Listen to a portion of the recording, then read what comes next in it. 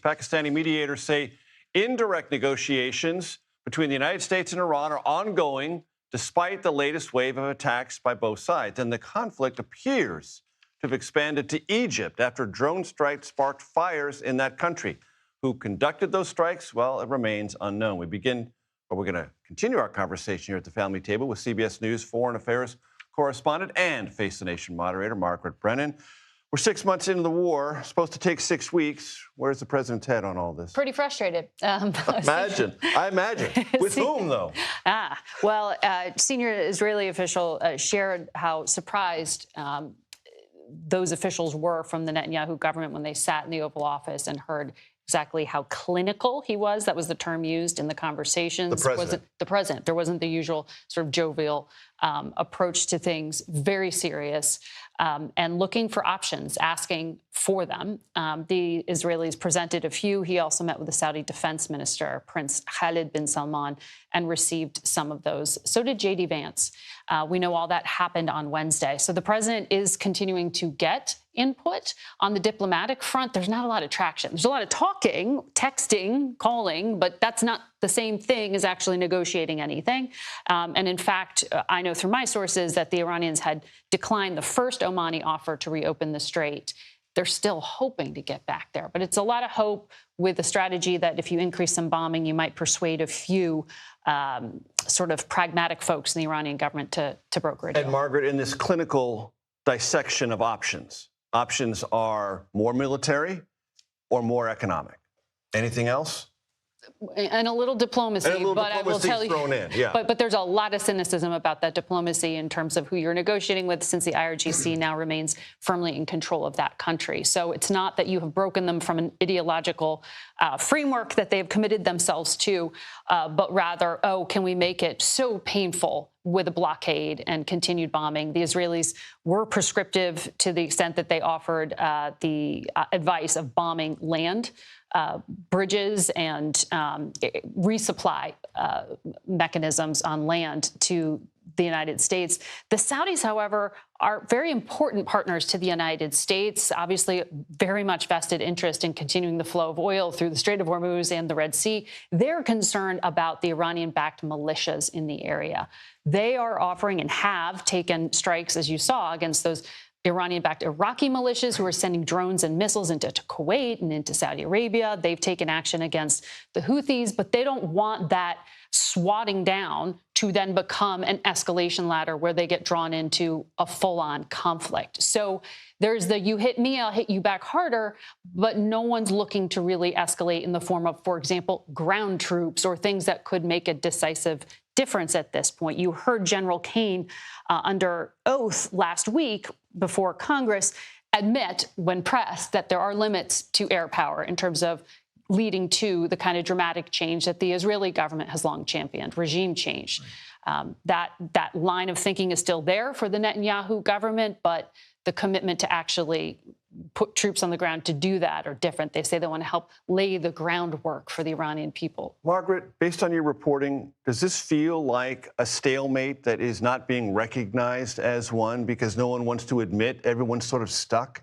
It does. And what stands out to me is the lack of information that's being shared with the American people, not just with the press, but with the public that we see is so frustrated. Anthony Salvanto's polling last week, 78% of Americans said just cut your losses, get out of this thing, even though they support the goals. 69% say they don't even understand what it's about anymore. Right, and guess what? So do Republican lawmakers.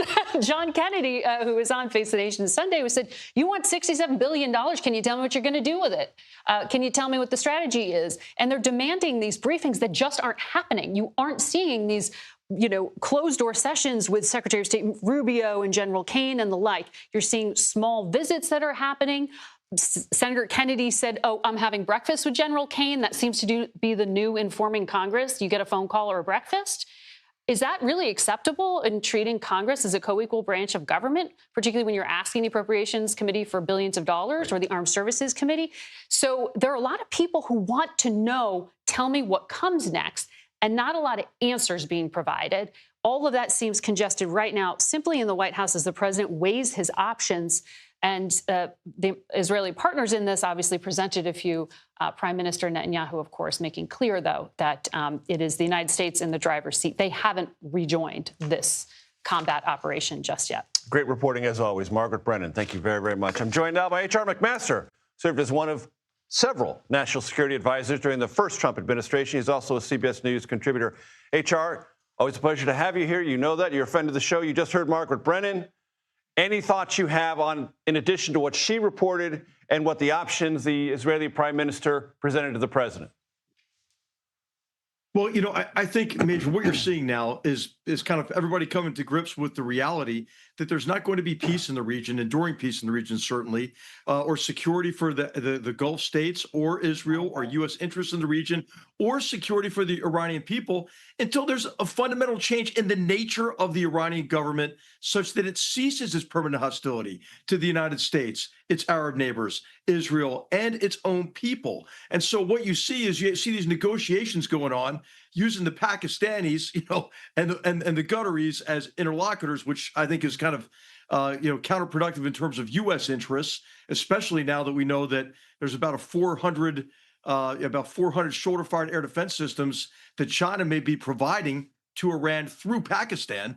So you have this talk going on, but as you pointed out, and as Margaret pointed out, hey, you're talking to the shop window of the regime. That's not the real regime. The real regime is the Islamic Revolutionary Guards Corps. This is Vahidi and the people who authorized these strikes against a U.S. vessel in Egypt, as well as we're trying to use the Shia holiday of Arba'in to infiltrate a lot of capabilities into Iraq and to use Iraqi militias to attack Saudi oil infrastructure, all in the service of holding the global economy at risk through the Houthis as well in the Red Sea and increasing the pain point because they think the United States is going to buckle.